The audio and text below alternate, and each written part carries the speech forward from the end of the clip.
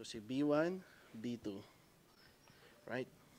Isang magandang araw mga boss amo. Sa mga nanghihingi po ng update kay B1 at B2, ito na po sila. 2 months old na po sila at ito po, nakikita nyo na sobrang lakas na nilang kumain. Magaling na rin po yung kanilang puppy swimmer syndrome. Naghihintay na lang po kami na makumpleto ang kanilang bakuna para sa ganun ay maipakilala na namin sila sa pack. Today nga ay Sunday at alam nyo ba tuwing Sunday ay hindi kumakain ang mga adult dogs ko? Kapag ang aso sa supero ay umedad na ng 1 taon, ay hindi ko na pinapakain tuwing Sunday. Ang tawag doon ay fasting. Ang sinasabi sa mga research ay kapag nag-fasting ka ng aso mo, ay yun yung time ng katawan ng aso mo na mag-reset. Yung kanyang digestive system ay hindi gagana para mag-digest. At dahil wala siyang ida-digest, ang gagawin ng katawan ng aso mo ay magre-repair ng kanyang sarili. Sabi din ng ibang research ay mamamaximize ng aso mo ang nutrients na galing sa kanilang pagkain kapag nagfa-fasting ka ng aso mo. Laki talaga nito, oh.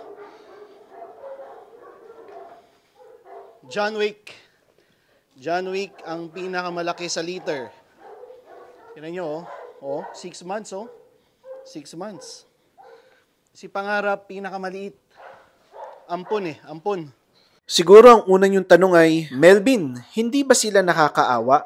Baka magutom sila. Hindi po. Kasi ang fasting na sinasabi ko ay kung kumakain ang aso mo ng 1 kilo sa 1 araw, sa 7 araw ay 7 kilos. 7 kilos pa rin po ang ipapakain nyo, pero 6 na araw na lang. Oh, disclaimer mga amo ha, sa supero lang to. Marapati nyo mag-consult muna kayo sa mga veterinaryo ninyo bago nyo kami gayahin. Siguro ay napapansin nyo rin na isa lang ang dog bowl sa cages ng mga aso ko. Pareho lang ang dog bowl na para sa tubig at para sa pagkain. Simple lang, sa aking dog farm ay napakahalaga ng disiplina. Kapag ang aso ay hindi kumain within 45 minutes na paglapag ng kanyang pagkain, kinukuha na namin ito at pinapalitan namin ng tubig. Kailan siya kakain? Kakain siya the next day. Nakakaawa ba ang aso ko? Hindi. Kasi ang asong gutom, kakain yan at kakain. Maraming dahilan din bakit ayaw niyang kumain. Sa mga lalaking aso, ang pinakamagandang dahilan dyan ay merong in-heat na babae. Kapag may in-heat na babae, kahit 3 hanggang 5 araw na hindi kumain ang barako ko, ayos lang yun. Iyon ang sinasabing epekto ng tawag ng laman. Kapag ang aso ay hindi kumain ng 1 araw, 2 araw, pero siya naman ay masigla, walang nagbago sa kanyang enerhiya, ayos lang yun. Ibig sabihin lang nun, ayaw niyang kumain. Kaya sobrang daming picky eater na mga aso ngayon. Hindi lang kumain ng 1 meal, ang gagawin ng amo ay papalitan ng pagkain. Ang aso, bilang isang matalinong nilalang at likas na manipulative ay,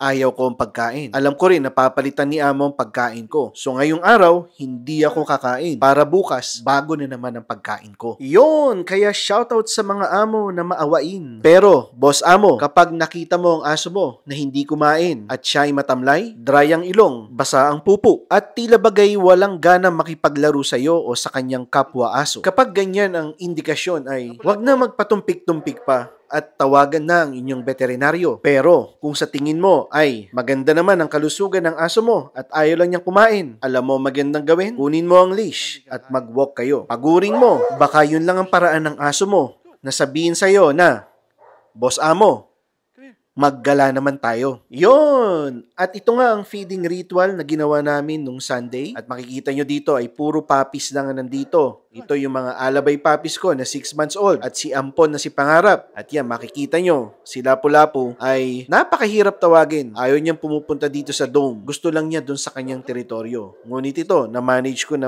mapapunta siya dito by luring him sa kanyang pagkain. Si Lapu-Lapu ay isang dominant na aso na very territorial. Halos lahat na yata ng aso ay kaaway niya. Kaya tuwing pumupunta siya dito sa dome ay patingin-tingin siya. Hindi siya madaling magtiwala sa mga nakapaligid sa kanya. Kaya ang role natin bilang alpha ay makuha ang tiwala niya. Mapaniwala mo siya na sa tabi mo, siya ay safe. Alam ko din na mahaba-haba pa ang paggamot sa behavior ni Lapu-Lapu na ito. At alam ko rin na marami pang pangil ang babaon sa katawan niya. At marami pa rin katawan ang babaonan niya ng pangil. Exciting, di ba? Yun lang sa ngayon at maraming salamat sa panonood.